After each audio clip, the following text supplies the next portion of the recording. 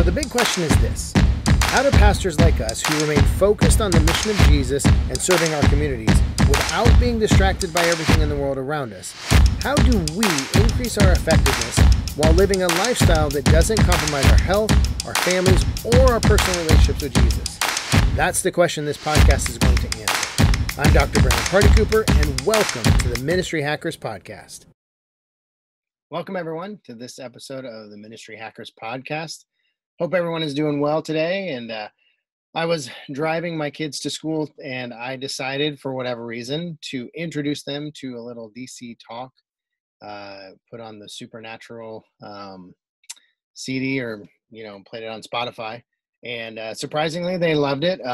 They were not quite sure what to make of it at first, and so just bringing a little roots from my teenage years when I was first saved and first became a Christian, bringing that into their lives. And some of those things hit really well, and some of them do not. And so I tried a little White Heart on them a couple weeks ago, and they did not like that. So White Heart, no. DC Talk, yes, so far. So yeah, just a little fun thing this morning. So I would encourage you, even if you are over some of the classic music that you used to listen to, try it on your kids and see what they think. Some of them will hit and some of them will not. Today I want to talk about how do we take care of our leaders around us. We talk a lot about, especially on this podcast, about how to take care of us and how to serve others and all those things. And in the midst of this pandemic and, trying to navigate just uncharted waters for a lot of us, in a lot of the conversation about how do we take care of ourselves mentally and emotionally, that conversation has ramped up over recent months and even in the last year or two. But in the midst of all of that, how closely are you paying attention to your staff or your closest leaders? Whether maybe they're your board members, or maybe they are just volunteers that are highly involved and close to you, because not every one of us has a staff that we manage. And so, if you were to stop and you were to think about the 3 to 5 leaders that are closest around you, how are they doing in the middle of all of this? And some of them, if they're volunteers, maybe they haven't returned back to church. Maybe they're staying quarantined or staying away, watching online, whatever the case is. And so it's hard to be connected with them. If they're staff members, they're coming in, but maybe you're not spending as much time with them as you were before, simply because you're trying to keep social distancing, or maybe just because the schedule has gotten so different that you're not able to connect as well. I want to encourage you today just to take a moment to think about and maybe take the pulse on each of your core leaders and asking the question, how are they doing? I do a teaching about, where our focus needs to be. Sometimes as pastors, we get focused a lot on what I would say are the outer rings of our influence. And so people who maybe are just attending the church, or maybe even visitors, we spend a lot of time trying to engage those visitors and draw them in. We spend time trying to maybe reach out and grab a hold of members and attenders that are nominal, that we really want to pull in a little bit further and solidify their attendance and their involvement and their engagement in our church. And so we spend a lot of time trying to reach out to them on the outer rings of our influence. But what we do is in order to do that, we have to reach past the inner rings. And a lot of times we do that because our inner ring people, our core people, and even those who are in the second and third tier rings around us, a lot of times they're solid. They are engaged, and they're self-sustaining in some ways. They, feed themselves. They're strong in their relationship with Christ. They're doing their daily devotions. All of those things are happening for them, and they are doing well and healthy. And so we tend to overlook them and look and focus on the people that maybe are struggling and need us more. And some of that is because I think we're drawn to need. Sometimes some of us do that because we fill our own need to be significant by reaching out to those who are in need. But what happens is that over time, and especially in trying times like these, our inner ring leaders and our inner core people, they start to wear down. They start to get frustrated. They start to get just taxed with time and emotions. Maybe there's a lot on them because they're higher level leaders and they have higher capacity. A lot of times they take on more and we give them more. And over time that starts to wear them down and sometimes even have the point where they come to a point where they're out. They will tell us, I'm going to take a break. I'm stepping away. Even in the extreme cases, some are saying, I'm done. I'm leaving the church. I don't want to, attend here anymore. And it's simply because we have lost touch with those leaders that are closest to us. And we're a little bit blindsided when things like that happen. I have watched over the last 6-8 months as COVID has come in and the pandemic has happened. And I've watched as board members and staff members have been beat up in a lot of ways, and not necessarily by a lead pastor or by a board or anything like that, but just by the congregation. Everything that lead pastors are going through, the staff is going through just as much, and sometimes even more, simply because they're more accessible. For a lead pastor, sometimes congregants will they will be hesitant to come to the lead pastor or even hold the lead pastor in a higher status or esteem. And so they'll take their complaints to the staff instead of the lead.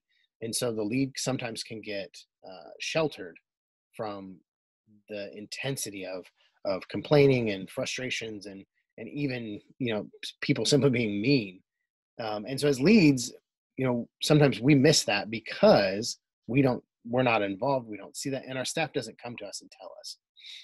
And so what will happen is, and what I've seen over these last few months is, staff members and board members are just getting bombarded with frustration and complaints and challenges, and it's wearing them down.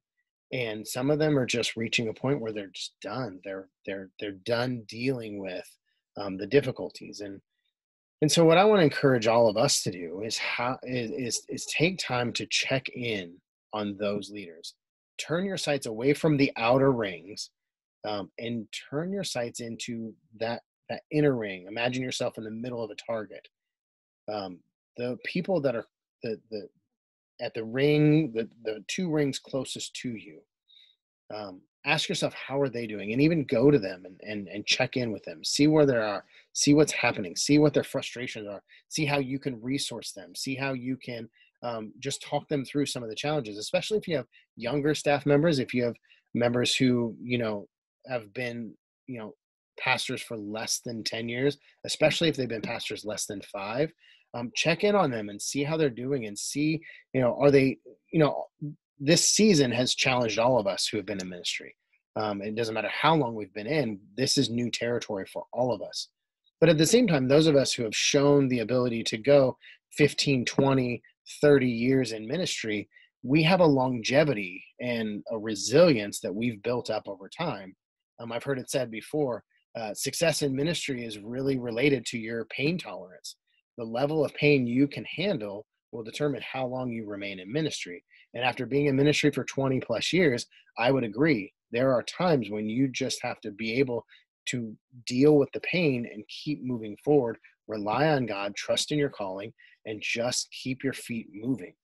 Well, some of your staff members who have been on staff less than 5 years or less than 10 years, they don't have the resiliency built up quite because they haven't been in ministry long enough. And maybe they have a high pain tolerance and they're doing okay, but it's important for you to check in with them, to touch base with them, to see how they're doing, to see, are they wearing down? Do they need to take a break? Even in the midst of a heightened need for volunteers, maybe it's for a strategic move long-term, maybe it's better to give them a break now. Give them time to rest and to recover and to maybe navigate some of the challenges they've been running into. If you have staff members who are worn out, especially as we're coming towards the end of the year, maybe force them to take a vacation. Even if it's just a staycation, 2 or 3 days of just out of the office, away from everything, shut off the notifications and the text messages and the phone calls, just unplug for a few days because we're coming up on the holidays. We're coming up on a what is normally a very intense time of ministry where there's lots of events, lots of holiday things that are tied to that. And so, when we kind of turn the corner at the end of October, it's going to be full on until the end of December into January. And even for some of us, that then starts the season of annual business meetings and things like that we have to get ready for. And so now is the time in this next 5 to 6 weeks to take the time and maybe encourage a 2 or 3 day vacation away from everything so that your staff can refresh and they can just kind of get their bearings again and recover from everything that's happened over the last few months. And what I would also encourage you, especially lead pastors, is really take time to protect your people, protect your staff, protect your leaders that are closest to us. Sometimes I think, again, because we're so worried about the people on the fringes and we're worried about keeping them, and we know the people in the core, we have them, they're not going anywhere. And so what will happen is we will tend to almost defend the people on the fringes and sacrifice the people at our core simply because we know the people at the core aren't going anywhere. And I would say right now is a good time to reverse that. Your people on your fringes, a lot of them are going to remain there for a while. And I'm not saying that you need to intentionally offend anyone or intentionally put anybody off, but right now is the time for all of us as teams, your staff and your board and everyone. Now is the time to bring in and to kind of regroup and to solidify unity and solidify how we are going to move forward together. And now is not the time for disbursement, and now is not the time for disunity and for us to be disjointed and disconnected with one another. Our staff right now, all of us as leaders, need to bring our staff in and help them to connect with one another and to be unified. And so again, my encouragement today for each of you is identify the 3 to 5 leaders, and maybe it's as many as 10 leaders that are closest to you. They're your direct reports, or they're one step away from you as a direct report. Take time to really check in on them. Ask about how they're doing. Ask about how their family is doing. Some of you probably need to ask about how they're doing financially. If you've taken a hit over the last few months and you've had to back down their salary, maybe they're still recovering from that and they're still trying to navigate the financial side of it. Really take time to ask the tough questions to get into what's going on with them, so that as you come into November, December, and in the new year, everybody's refreshed, everybody's unified, everybody's focused and ready to move the kingdom of God forward, to serve people wholeheartedly with 100% tenacity, and excited about ministry, because this is trying times. And a lot of us we are showing our resolve in the midst of this, but we all have breaking points, and we all have points where we just need to step away and take a break. And so the strategy would be, let's do a step away and take a break now before it's forced upon us, before somebody burns out, before somebody just says, I'm done and can't handle it anymore. The more we can do that on the front end and be proactive, the more we don't have to deal with it on the back end, and we have to fill a position, or we have to fill an open spot on our staff, or maybe we have to shut a ministry down because we lost somebody along the way. And so that's my encouragement to you. Take care of yourself. Obviously, check in on yourself. Make sure that you're doing well. The whole, the airplane's going down, and so make sure you put your face mask on first. But once you do that, look to your closest ring of leaders and just see how they're doing. Check on them and make sure they're doing okay. All right. I hope that's helpful for you. It should definitely be helpful for your team members. You need to have a great unified staff moving forward. And that's the hope as we come into the end of this year, beginning of next year. All right. Have a wonderful day, and I'll see you in the next episode.